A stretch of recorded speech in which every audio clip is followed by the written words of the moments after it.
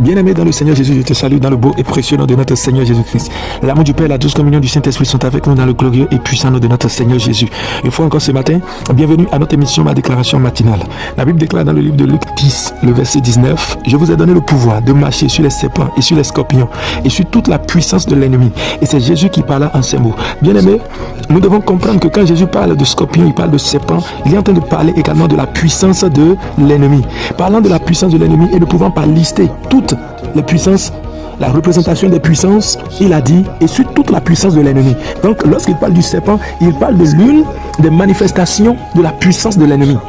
Quand il parle des scorpions, il parle également de l'une des manifestations de la puissance de l'ennemi. Alors, bien-aimé dans le Seigneur, je viens ce matin prier pour toi. Je viens ce matin déclarer dans ta vie que toute manifestation de la puissance de l'ennemi, sous la forme de serpent, oui, pour affaiblir ton adoration, pour détruire ton adoration, pour voler. Oui, quand le serpent mord quelqu'un, qu'est-ce que le serpent fait? Le serpent laisse un venin. Oui, je suis en train de déclarer que tout venin du monde des ténèbres qui est en train de t'éloigner de la grâce que Dieu t'a donnée, au nom puissant de Jésus, que cela soit neutralisé par le sang de Jésus. Que cela soit complètement neutralisé par le sang de Jésus. Que toute morsure de scorpion, qui crée maintenant les douleurs. Lorsque le scorpion mord quelqu'un, qu'est-ce qui se passe, bien aimé dans le Seigneur? La personne sent une forte douleur, des picotements dans son corps. Que toutes sortes de morsures de scorpions, au rang de Vradeya, scorpions spirituels envoyés depuis les loges de la sorcellerie, qui est en train de causer des douleurs, des maladies qui vont et qui reviennent dans ton corps, soient maintenant séchés par le feu.